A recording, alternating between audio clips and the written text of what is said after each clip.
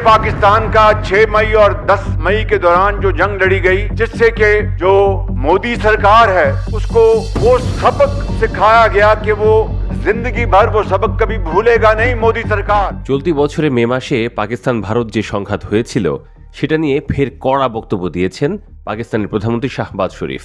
তিনি বলেছেন যে ওই সংঘাতে মোদী নেতৃত্বাধীন ভারত সরকারকে উচিত শিক্ষা দিয়েছে পাকিস্তান। খাইবার পাখতুনখাওয়ার হারিপুর বিশ্ববিদ্যালয়ে আয়োজিত এক অনুষ্ঠানে বক্তব্য দিতে গিয়ে তিনি এই মন্তব্য করেন। তাঁর ভাষায়, পাকিস্তান ভারত সংঘাতে আমরা মোদী সরকারকে এমন শিক্ষা দিয়েছি যা তারা কোনোদিন ভুলতে পারবে না। পাকিস্তানের প্রধানমন্ত্রী বলেন, মার্কা ই হক বা সত্যের যুদ্ধে পাকিস্তানের সশস্ত্র বাহিনী জাতির দোয়া ও অটল সমর্থনের মাধ্যমে বিজয় অর্জন করেছে। তিনি বলেন, দিল্লি থেকে মুম্বাই পুরো ভারতই এই পরাজয় কখনো ভুলবে না। প্রসঙ্গত, চলতি বছরের মে মাসে পাকিস্তান ও ভারত সংঘাতে জড়িয়ে পড়েছিল।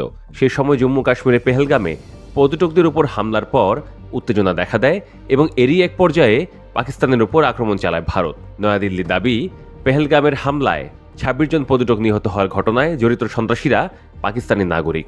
তবে ইসলামাবাদ এই অভিযোগ অস্বীকার করে এবং নিরপেক্ষ তদন্তে অংশ নেওয়ার আহ্বান জানায়। কিন্তু ভারত সেই পথে হাঁটে না, হামলা চালায় সরাসরি পাকিস্তানে।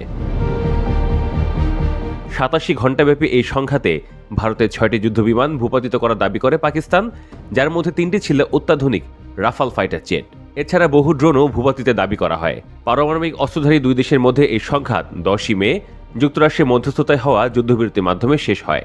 গত অক্টোবর মাসের শেষ সপ্তাহেও মার্কিন প্রেসিডেন্ট ডোনাল্ড ট্রাম্প বলেন যে গত মে মাসে পাকিস্তান ও ভারতের মাঝে আকস্মিক সামরিক সংঘাতের সময় একেবারে নতুন 7টি বিমান ধ্বংস হয়েছিল। তার হস্তক্ষেপের ফলে সেই সংঘাত থেমে যায় বলেও সে সময় দাবি করেন তিনি।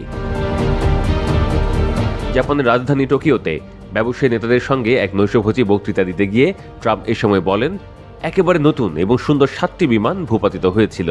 এই দাবি কয়েকবার পুনরাবৃত্তি করে তিনি বলেন, 7টি বিমান ধ্বংস হয়েছিল, 7টি একেবারে নতুন সুন্দর বিমান ধ্বংস হয়েছিল। পাকিস্তানের সঙ্গে সংঘাতে নয়াদিল্লি কিছু ক্ষয়ক্ষতি হয়েছে বলে স্বীকার করলেও 6টি যুদ্ধবিমান হারানোর দাবি অস্বীকার করে।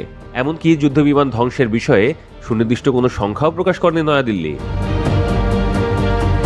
পাকিস্তানের প্রধানমন্ত্রী খাইবার পাখতুনখাওয়াকে সাহসী, দৃঢ়চেতা ও বীর মানুষের প্রতীক হিসেবে উল্লেখ করেন, যারা কয়েক দশক ধরে সন্ত্রাসবাদের বিরুদ্ধে লড়াই করে আসছেন।